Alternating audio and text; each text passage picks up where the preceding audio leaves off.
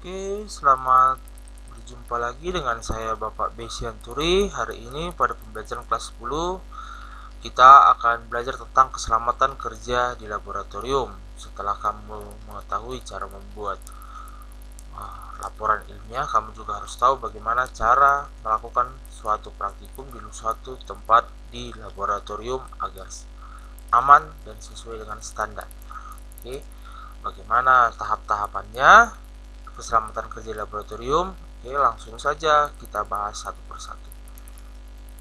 Setiap instansi atau setiap unit kegiatan kerja, terutama menyangkut banyak jiwa manusia, selalu harus dipikirkan pula keselamatannya. Karena laboratorium adalah tempat bekerja karyawan, dosen, asisten, mahasiswa, maka perlu dipikirkan keselamatan kerja dalam laboratorium tersebut. Keselamatan kerja di laboratorium merupakan tanggung jawab bersama. Setiap orang yang bekerja di laboratorium harus hati-hati dan selalu memperhatikan keselamatan diri dan orang lain di sekitarnya. Salah satu metode yang disarankan untuk menciptakan lingkungan kerja yang aman adalah pertama itu mematuhi pedoman kerja di laboratorium. Dalam pedoman kerja tersebut terdapat prosedur penanganan praktik keamanan biologi atau yang sering dikenal dengan biosafety. Biosafety terutama dibuat untuk pekerjaan yang melibatkan bahan biologi yang beracun, bersifat patogen, artinya dapat menularkan suatu penyakit dari satu makhluk hidup ke makhluk hidup yang lain, dan bahan patogen yang mudah menular seperti virus ataupun bakteri. Itulah tentang keselamatan kerja.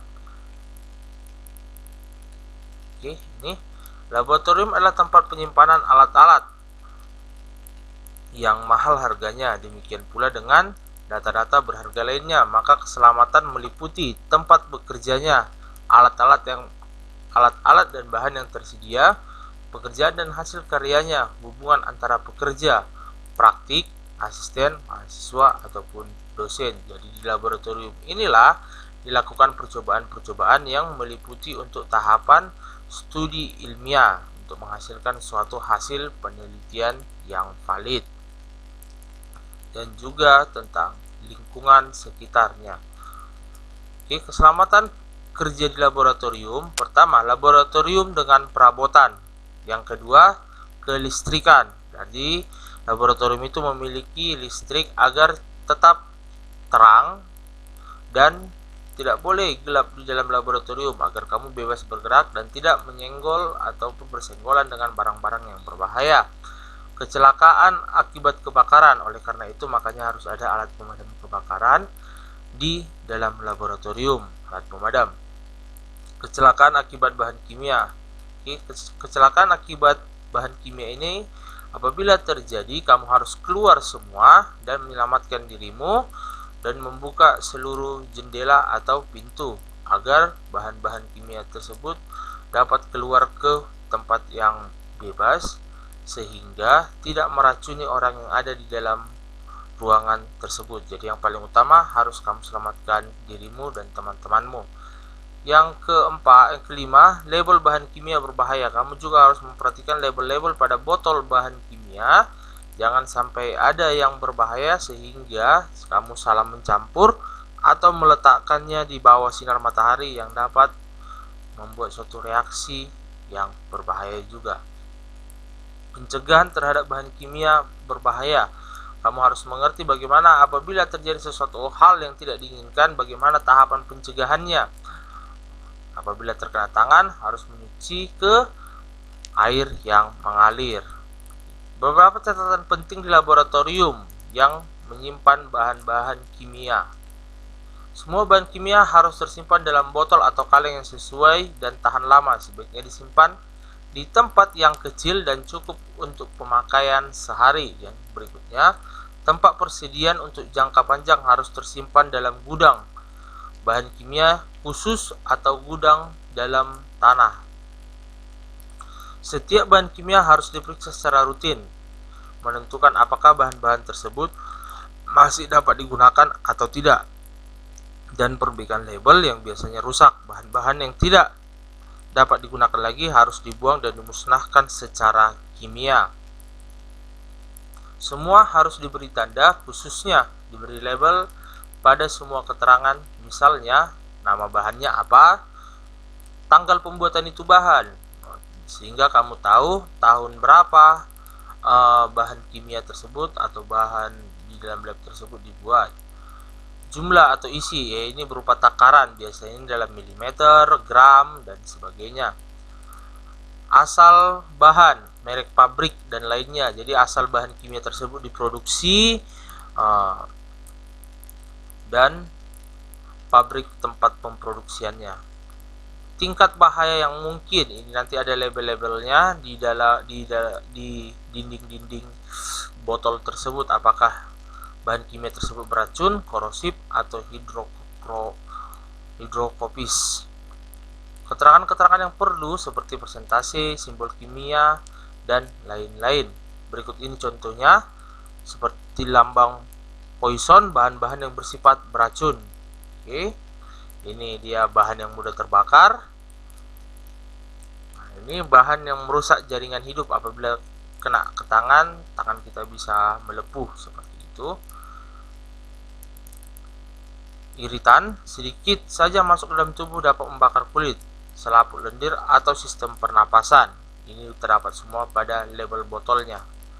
Ada toksik, sedikit saja masuk dalam tubuh dapat menyebabkan kematian atau sakit keras. Ini adalah bahan yang menghasilkan panas bila tersentuh dengan bahan yang lain, terutama bahan-bahan yang mudah terbakar. Baru eksplosif, artinya bahan yang meledak apabila kena panas, cahaya matahari, api, atau yang lainnya. Ini sensitif terhadap gesekan atau goncangan. Radioaktif, bahan yang bersifat radioaktif. High voltage, peringatan tegangan tinggi. Ini pada lab ya, juga ada ini. Jangan asal-asal dipegang, kalau ada lambang seperti ini harus hati-hati juga. No smoking, tidak boleh merokok. Area dilarang menyalakan api. Oke, dan ini yang lainnya, lambang-lambangnya. Biohazard, artinya ini memiliki sifat patogen, harus hati-hati. Radioaktif, oke, ini bahan mudah meledak. Oke, dan ini lagi, ini nanti boleh kamu tulis di buku catatanmu dan kamu gambarkan. Oke, ini simbol safety symbol. Oke, ini juga ini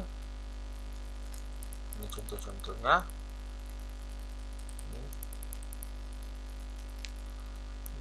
Terus bagaimana tentang sampah laboratorium? Setelah kamu melakukan praktikum di dalam lab, pasti kamu memiliki sampah atau hasil-hasil yang akan kamu buang. Setiap laboratorium harus memiliki tempat sampah khusus. Sampah cair yang tidak dibuang di saluran air hujan ataupun di saluran septic tank. Jadi harus ada tempat pembuangan khusus untuk limbah-limbah atau sampah laboratorium. Harus disediakan setiap tempat yang memiliki laboratorium. Pertama itu tempat sampah cair dan bahan kimia. Yang kedua, tempat sampah reaktif. Yang ketiga, sampah radioaktif apabila kamu meneliti tentang radioaktif. Sampah biasa, ya harus dipisahkan. Pembuangan air cucian. Air cucian ini meliputi apabila kamu mencuci tabung reaksi atau glass beaker. Jadi harus ada tempat pencuciannya, membuang hasil-hasil cuciannya. Jadi jangan langsung kamu masukkan ke dalam parit seperti itu, tidak baik untuk ekosistem. Baru P3K. Apa itu P3K? Suatu alat yang akan digunakan apabila terjadi kecelakaan kerja agar si peneliti tetap dalam kondisi yang stabil sehingga dapat disembuhkan dengan cepat. P3K ini meliputi kecelakaan kerja yang bisa menggunakan alat-alat P3K ini: luka bakar, mata kemasukan benda asing, luka tergores atau teriris, bahan kimia yang masuk ke dalam mulut, keracunan, kejutan listrik apabila tanpa sengaja memegang lambang voltage, itu ada benda yang mengandung tegangan tinggi seperti itu. Membalut luka apabila tergores suatu pisau atau kaca yang pecah. Pingsan akibat terhirup bahan kimia sehingga terjatuh pingsan seperti itu, maka menggunakan kotak P3K bisa mengoleskan minyak kayu putih dan mengangkatnya keluar dari laboratorium. radiasi, dan zat radioaktif. Nah, ini apabila meneliti tentang zat radioaktif.